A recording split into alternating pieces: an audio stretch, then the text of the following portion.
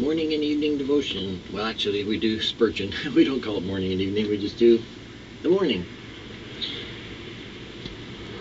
You know, Paul said that he would know nothing else except Christ crucified and always go constantly to the cross. And that was what he would do, was that he wanted to preach, teach, focus, and always highlight Jesus.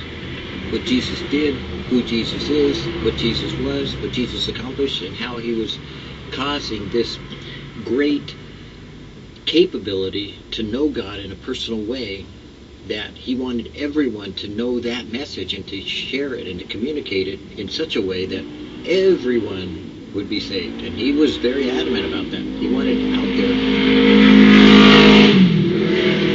to go to every place and everything and every creature under heaven that possibly he could share with. And you know, sometimes when you look around and you see what either the church has done or people have done or even I have done or any of us have done in creating and making God fit into our lives in our own image, I find myself wanting to go back to, not to go to church, but to go back to a simple place and a simple time where I just want Jesus. You know, I want to, as I do, this is my church, whether you know it or not. It's my very real and very obvious direct communication with God when I sit down with him each day and share with you on the video, but spend the time with my God and my Lord to be humble and simple, because sometimes the world is just too big a place for any of us, and it's too evil and corrupt to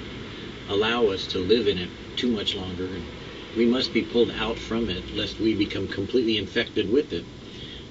And so I don't know about you, but you know, for me, you know, I want Jesus. I want to get out of this as soon as possible and be away from all the kingdoms that are being built up in ministry's name, or you know, worlds that are being established for whatever purposes, whether it be, you know, financial or political or, you know, religious or who knows what, you know, but there's always something out there that someone wants to make some world out of, like a World Wide Web, and make their own little gods and become gods and have many followers or friends or faithful or participants or sign-ups or whatever it may be. And you know, I don't want any of that. I don't share that here, and I don't really care. You know, I want Jesus, and why I started this was to be able to share with people and to be faithful to sharing with Jesus my relationship that I have had from day one with reading all these devotionals and making them appropriate to my life, not just by participating in them, but recognizing that God is speaking to me in them. And so today, you know, as I looked at the title of Spurgeon, I liked it because it's where I am. It's what I want for you. It's the only thing that I've ever been about in all ministries. And it is about very factual, very real, with no exaggeration. I tell you of the truth, of the fact that I know. You can know Jesus. You can hear his voice. You can speak to him. He can speak to you. There is no doubt about that. That's a fact. Now, how he does, where he does, when he does, or all that other stuff, those are just issues. Those are simply solved. But I can tell you that I have heard him speak audibly. I have spent time with Jesus, and I love him, and there's nothing else that satisfies me except for himself. I can't be content with anything less than Jesus himself, because I've been with him. And once you have, you'll never be satisfied again until you get back to be with him alone. I charge you, O daughters of Jerusalem, if you find my beloved, that you tell him, I am sick of love. Solomon's song. Such is the language of the believer panting after present fellowship with Jesus. He is sick for his Lord. Gracious souls are never perfectly at ease except they are in a state of nearness to Jesus himself. For when they are far away from him, they lose their peace. They lose their joy. They lose their contentment and satisfaction with life. They become worse as farther away they pull from him. The nearer to him, the nearer to the perfect calm of heaven, the nearer to him, the fuller the heart is, not only of peace, but of life, and of vigor and joy, for these are all dependent upon constant interrelationship and intercourse with Jesus himself, to be one with him, and he with you. What the sun is to the day, what the moon is to the night, what the dew is to the flower, such is Jesus Christ to us. It must be all, or it may be none. What bread is to the hungry, clothing to the naked, the shadow of a great rock to the traveler in a weary land, such is Jesus Christ to us. He must be the focal point and the focus of our obsession, and allow him to be our possession.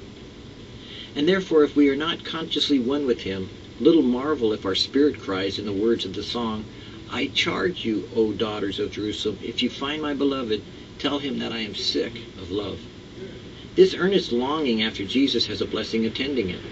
Blessed are they that do hunger and thirst after righteousness. And therefore supremely blessed are they who thirst after the righteous one. Blessed is that hunger, since it comes from God. And if I may not have the full-blown blessedness of being filled, I would seek the same blessedness in its sweet bud pining in emptiness and eagerness till I am filled with Jesus. If I cannot have him fully possessing me, then I enjoy the part of me that longs after him, that cries out to him, that needs him in every moment of my life, that constantly is seeking to know him in a more intimate and personal way than ever before. So I can say, I am one with him and he with me. If I may not feed on Jesus, it shall be next door to heaven to hunger and thirst after him. Then if I cannot attain to all that with which I want, then may it be that I find that I am still desiring all that which I need. There is a hallowedness about that hunger, since it sparkles among the beatitudes of our Lord. But the blessing involves a promise. Such hungry ones shall be filled with what they are desiring. If Christ thus causes us to long after himself, he will certainly satisfy those longings. And when he does come to us, as come he will, oh, how sweet it will be. In the words that were written in the book of Revelation, it is pretty simple and pretty straightforward. Jesus wrote to a church. These weren't non-Christians he was writing to. These were Christians he was speaking to. They were those whom God was walking in the midst thereof. And he said, Behold, I stand at the door and knock. If any man hear my voice and open the door, I will come into him and sup with him. In other words, Jesus was standing not at the door of your heart, and not at the doorway of some esoteric idealism to make you cause to come to salvation, but he was talking to Christians. And he was saying, look, I will come, and I will eat with you, and I will sup with you, and I will fellowship with you, and I will be one with you, because he can appear even as I sit here, right there with me. And he can enjoy the coffee as easy as I am. And he can be with you where you are today. He can be as real and as obvious as you're willing to yearn after, go after, and long for, and call out to the living God to be with you always, even unto the end of this age, as well as when you pass away, he will be there to lead you the way to himself, to his Father in heaven. Do not doubt or think that you have solved it all and that you have enough when you sit in a pew, but rather find it satisfying when you sit alone with God, because that's what he is, or should be to you. Always real, always alive, and always right here in the midst of us.